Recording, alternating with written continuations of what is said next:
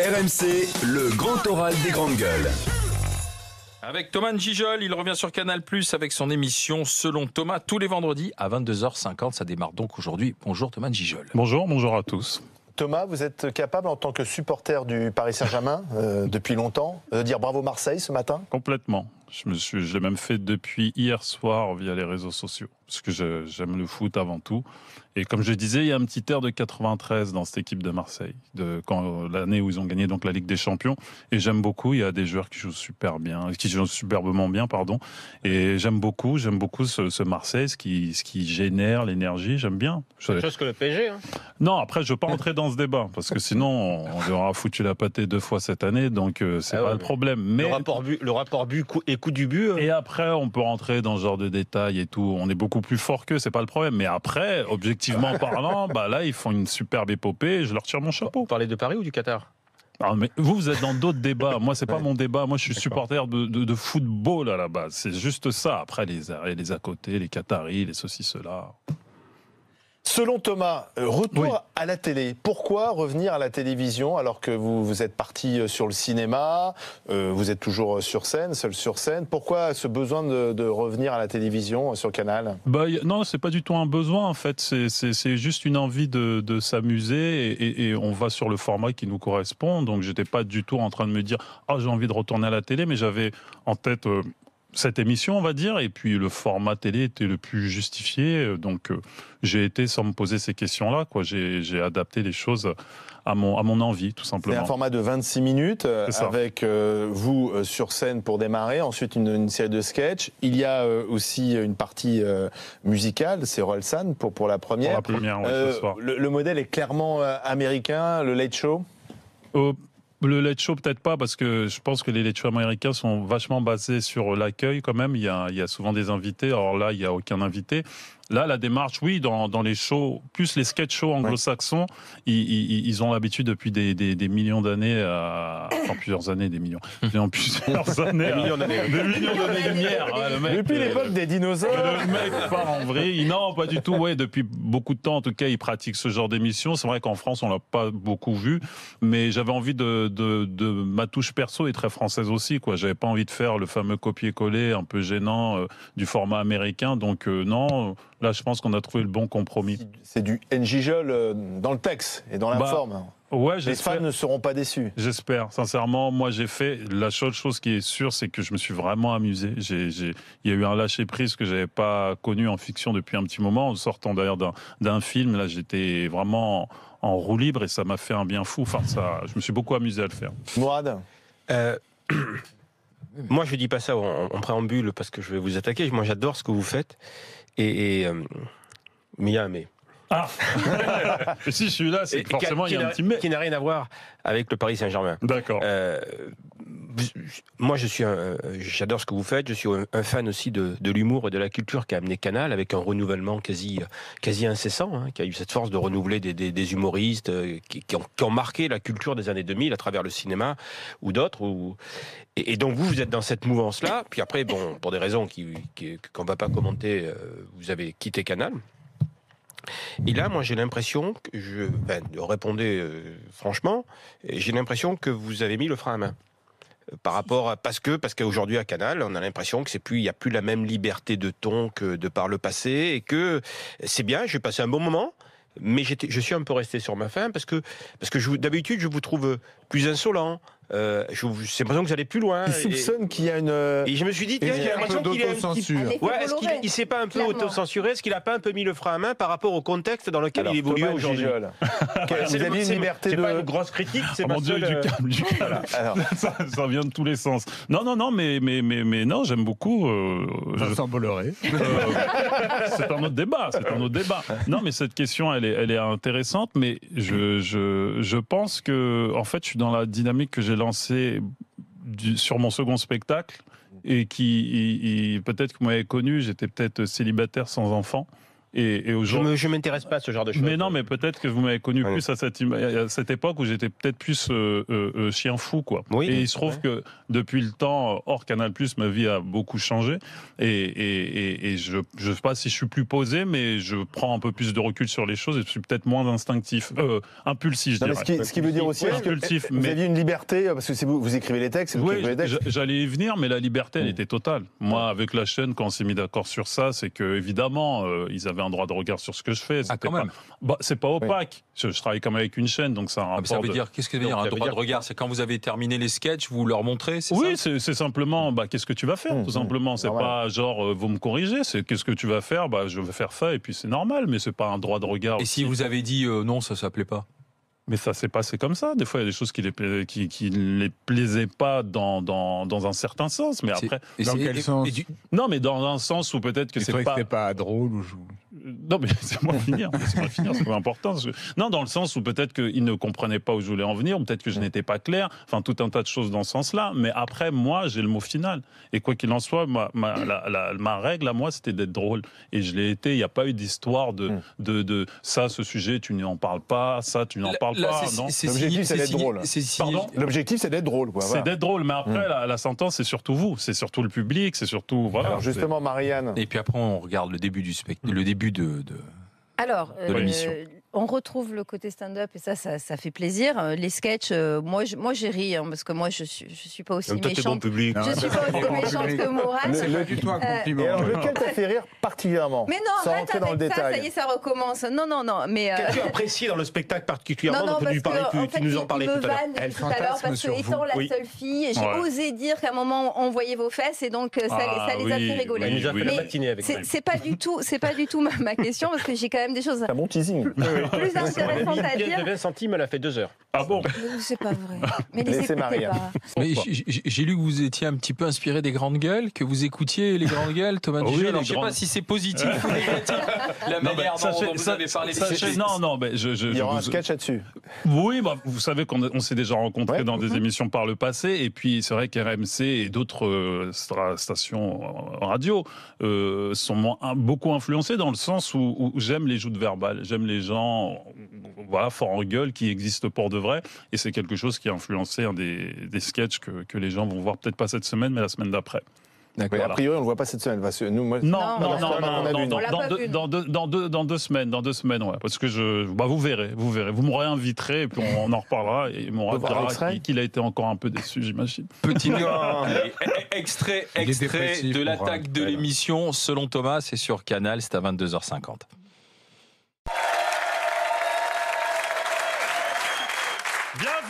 Bienvenue à tous dans Selon Thomas, mon émission, mon espace.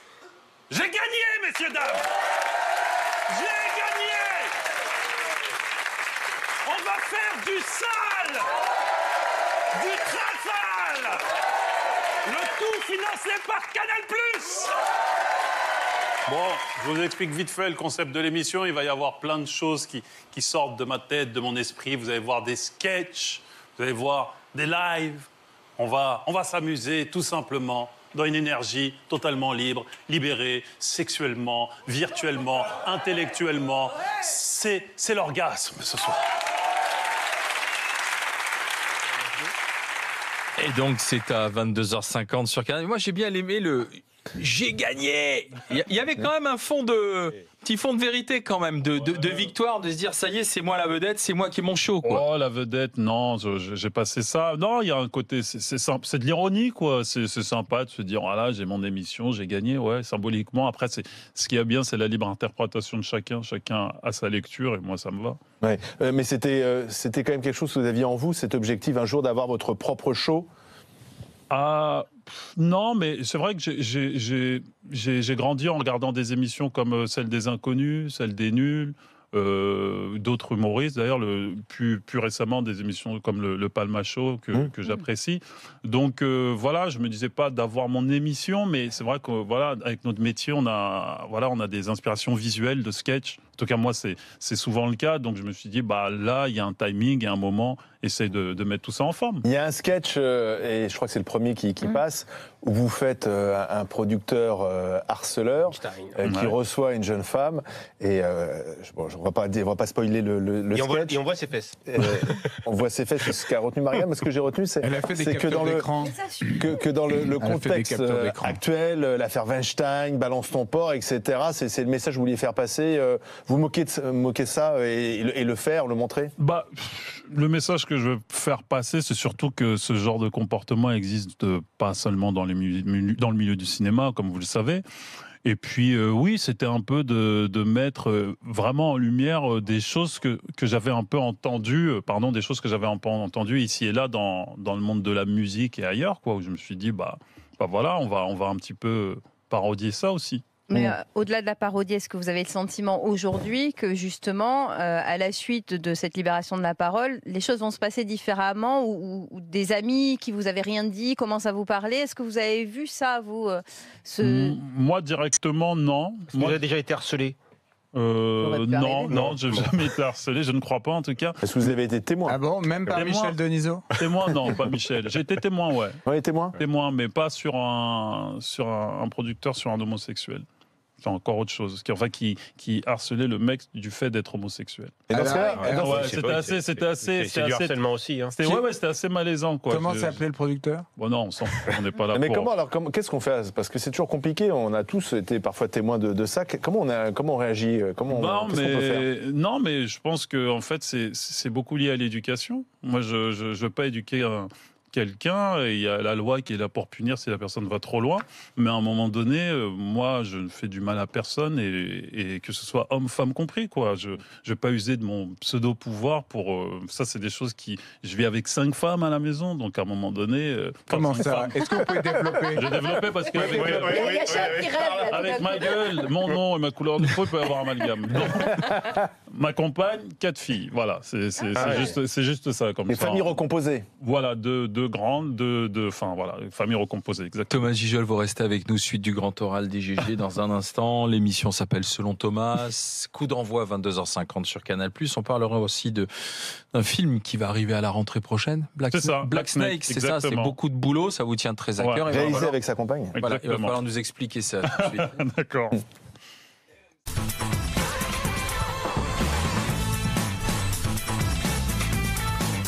C'est une belle histoire. Les GG, les grandes gueules sur RMC, sur numéro 23. Les GG avec aujourd'hui dans le Grand Oral Thomas Gijol qui est avec nous.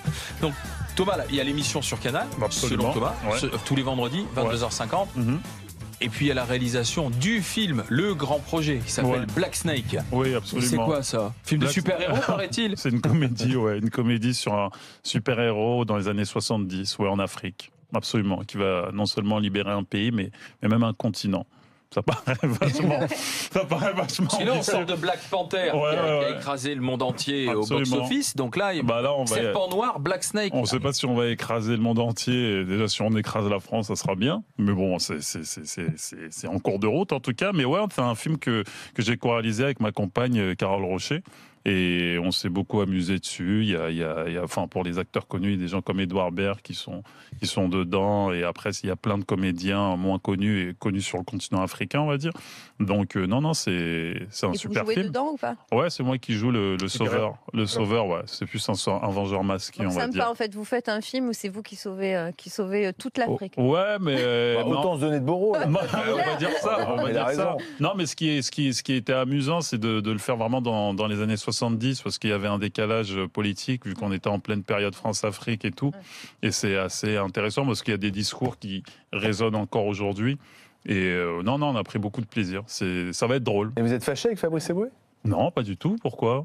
Vous collaborez ensemble ou c'est terminé? Parce qu'au départ, au cinéma, votre aventure, elle était à deux. Oui, mais c'est pas du tout. C'est qu'à un moment donné, on n'est pas un duo non plus. Donc forcément, on a besoin de nos espaces respectifs sur scène, projet cinéma, autres. Donc non, mais je pense qu'on va se retrouver parce que comme on dit, jamais 203.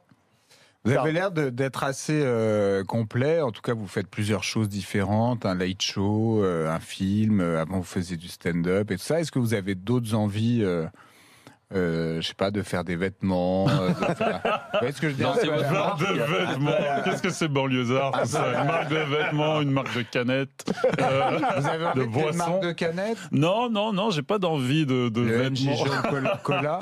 Non, j'ai ma petite structure maintenant avec laquelle justement j'ai coproduit cette émission télé et je coproduis aussi Black Snake.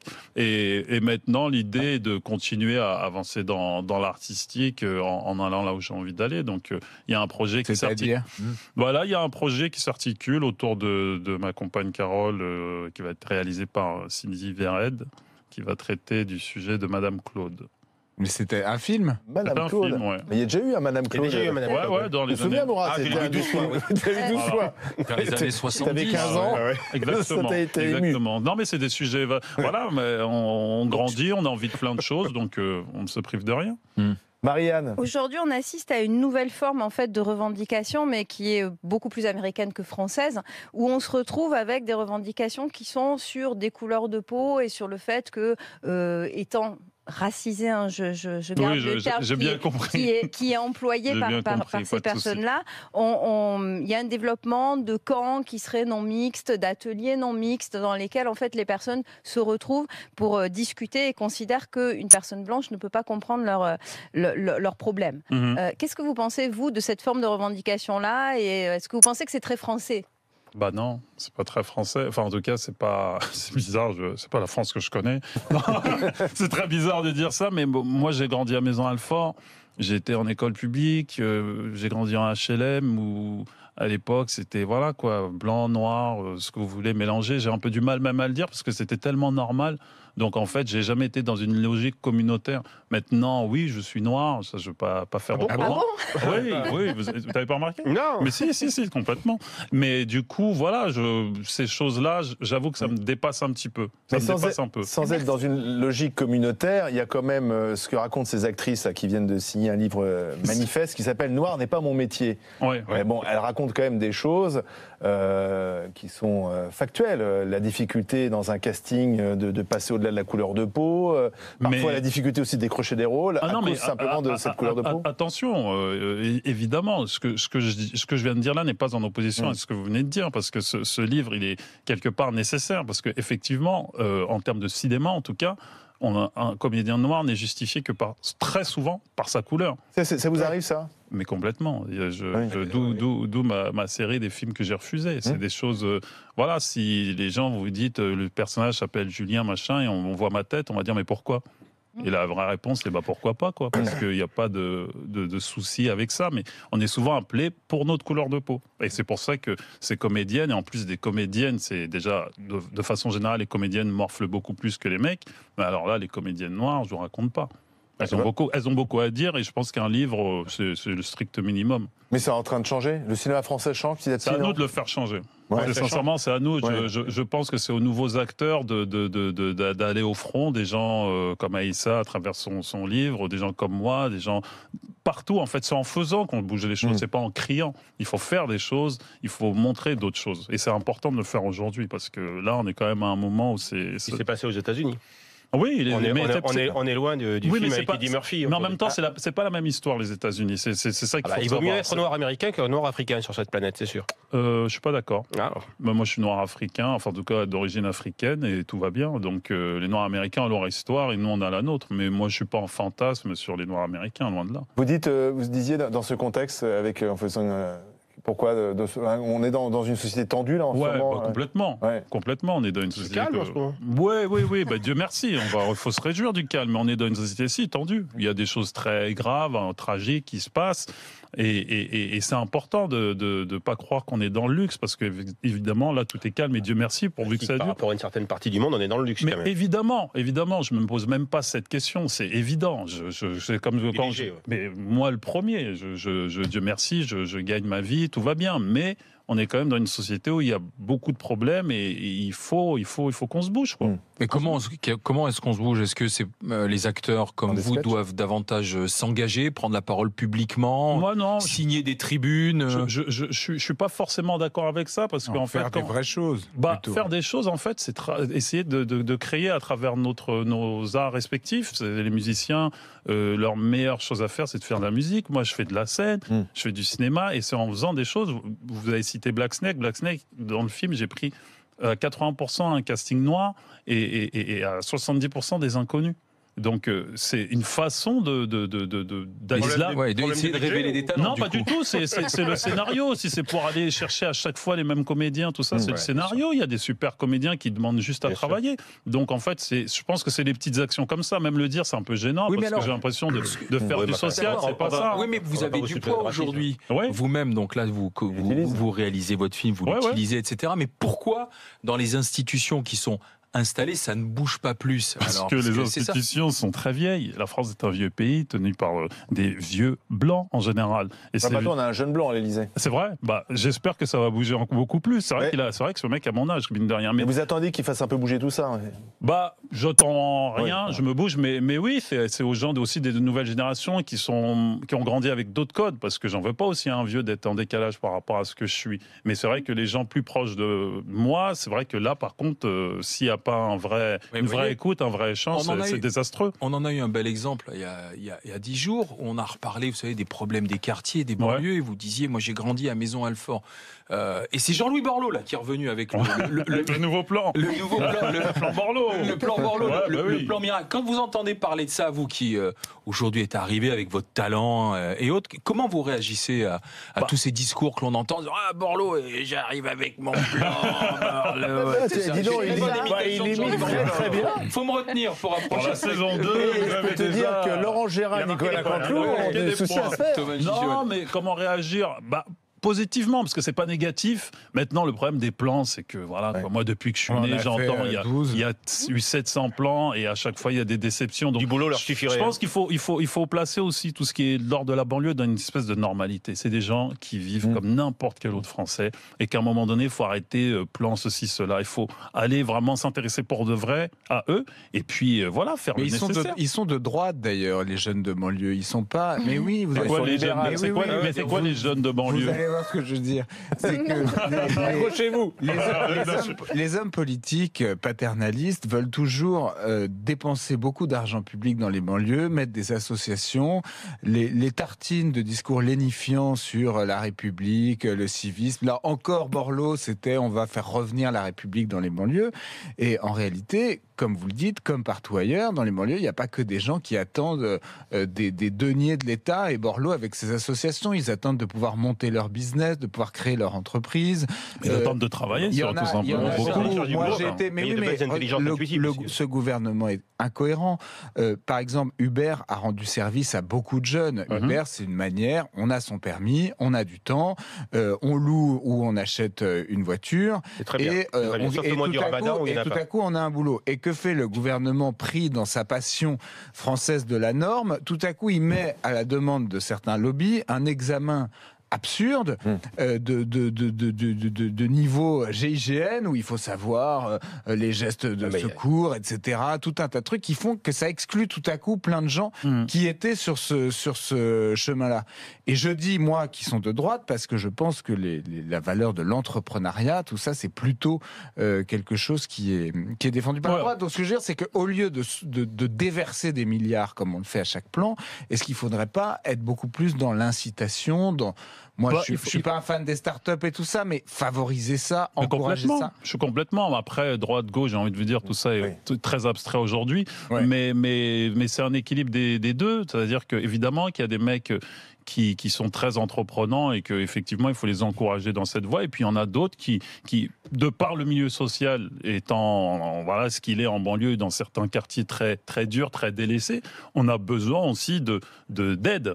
concrètement, parce qu'il y a vraiment, je vous dis, d'une banlieue à l'autre. Moi, j'ai grandi à Maison-Alfort, on est dans à peu près une norme acceptable. Vous allez à Clichy-sous-Bois, ça devient beaucoup plus chaud. Donc, à un moment donné, il y en a effectivement, il faut vraiment repartir de la base, de la source pour les aider. Et après, effectivement, aussi pousser les gens, leur ouvrir toutes les perspectives, mais comme partout en fait. Comme partout. Moi, j'ai grandi normalement, donc je milite pour la normalité. Je ne regarde pas la banlieue en me disant « Ah, les pauvres ». J'ai jamais accepté ce regard sur moi, quoi. Moi, je ne demande pas d'aide, je travaille et je fais ce que j'ai à faire. Et les banlieusards, comme tous les Français, sont dans le même cas. C'est-à-dire qu'il faut qu'on soit tous logés à la même enseigne. Moi, je milite pour la normalité. Je pense que je vais faire un parti. Les normaux. Déjà, les normaux. Les normaux. C'est fini déjà d'entrée de jeu. Les normaux. Attention, vous allez voir arriver Hollande. Pourquoi pourquoi pas Hollande? Mais oui, moi je. Utiliser l'expérience, quoi. Bah oui, c'est un homme politique qui a fait un quinquennat, peut-être l'un des plus durs des dernières années, parce que c'est quand même tapé les attentats, tout ça. Il en est sorti quand même avec, je dirais, positivement, en tout cas concernant ces sujets-là. Et voilà, l'expérience dans l'autre, dans mon parti, les normaux, m'intéresse. S'il entend cette émission, il est le bienvenu. Mais méfiez-vous, bah voilà, il va vous appeler après l'émission. Il est là, il est derrière la porte. Et Hollande porte malheur. Salut François, pour revenir, il faut avoir conscience de ça. Pour revenir à la télé, on a beaucoup, nous, discuté ici du politiquement correct avec l'histoire de texte là, qui s'était fait virer pour sa mauvaise blague. Oui. Alors, oh là là, vous-même, quand vous avez vu le barouf que ça a fait, vous avez dit, franchement, pour ce sketch... C'était beaucoup, oui. C'était too much. C'était complètement disproportionné, mais bon, là, on a quasiment affaire à des vendettas, quoi. C'est un alibi pour les le problème était ailleurs, je ne sais pas où était le problème, je ne connais pas Tech, je ne connais pas ce qui se passe à France Télé dans ce moment-là, mais peut-être qu'il y avait un autre problème, parce que se faire virer pour ça, c'est un peu beaucoup. Maintenant, effectivement, malheureusement, le timing de sa blague n'était vraiment pas le bon, quoi. On était vraiment dans la semaine où il fallait l'éviter, cette blague. Mais est-ce qu'aujourd'hui, finalement, la vraie liberté, vous l'avez sur scène dans une salle où c'est votre public qui vient vous voir, donc il sait exactement ce qu'il va entendre. À la télé, le public est très large. Il y a les réseaux sociaux qui sont aussi parfois des tribunaux du bon goût ou du mauvais goût.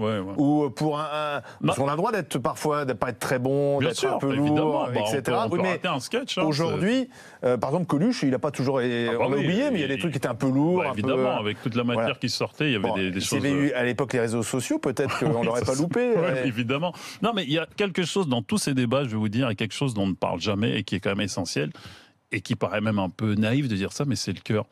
C'est-à-dire qu'à un moment donné, est-ce qu'on veut faire du mal aux gens ? Est-ce qu'on a vraiment envie de propager le rire, je sais pas, chaleureux est-ce qu'on a de l'amour dans notre taf ? Et moi, c'est ça, en fait. Si j'aime pas quelqu'un ou je n'aime pas quelque chose, je ne vais peut-être pas en parler. Et si j'en parle, en tout cas, j'ai intérêt à être très drôle. Parce que c'est ça, en fait, la clause. Si vous voulez être humoriste, sois drôle, mon pote. Parce qu'il y a des choses extrêmement cruelles qui vous ont fait rire. Vous avez même honte d'en rire, de vous dire, oh mon Dieu, comment je peux rire de ça ? Mais ça arrive, ça, dans la vie de tous les jours. On peut rire de tout. On peut rire de tout. Il faut être juste drôle et savoir pourquoi on le fait. Mais pourquoi on le fait ? Parce qu'il y a des gens qui sont animés par des mauvais sentiments. Et à un moment donné, si tu as de l'amour au fond de toi aussi, tu veux pas propager un sentiment de révolte, de haine ou dire que ces gens-là sont des pourritures ou quoi que ce soit, ça change énormément de choses. Mais ça, il faut être dans le cœur des gens pour le savoir et c'est très abstrait.